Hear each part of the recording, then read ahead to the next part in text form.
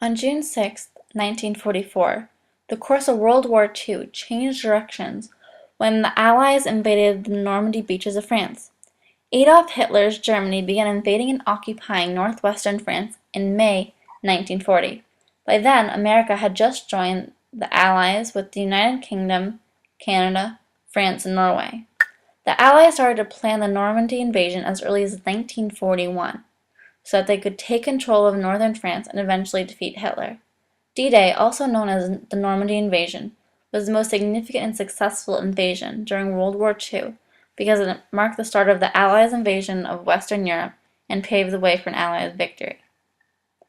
In order for the invasion to go down correctly, the weather had to be perfect, meaning a calm ocean to travel and quickly on, and also it had to be safe.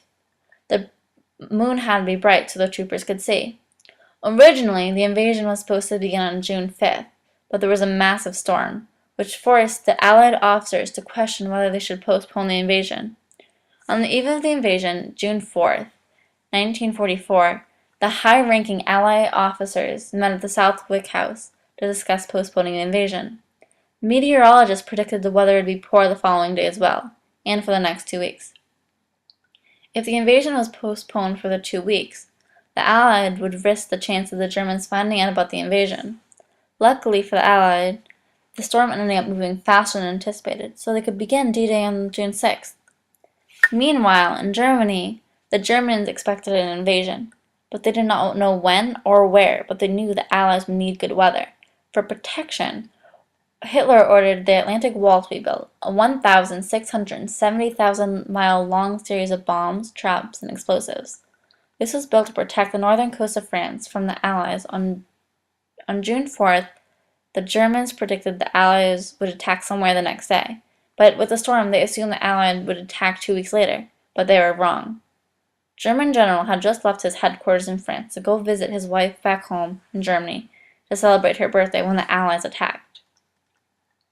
On the day of D-Day at 6:30 a.m., paratroopers sent 5,000 ships and landing crafts carrying troops and supplies across the Channel to France.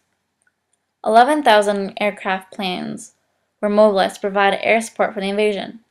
Americans invaded Utah Beach and Omaha Beach. At Omaha, Americans struggled fighting because Germans covered a few entrances to the beach, which was surrounded by high cliffs and rough terrain.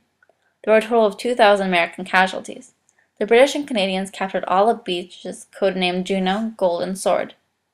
D-Day was a very important day in history because it marked the beginning of the end of the war in Europe.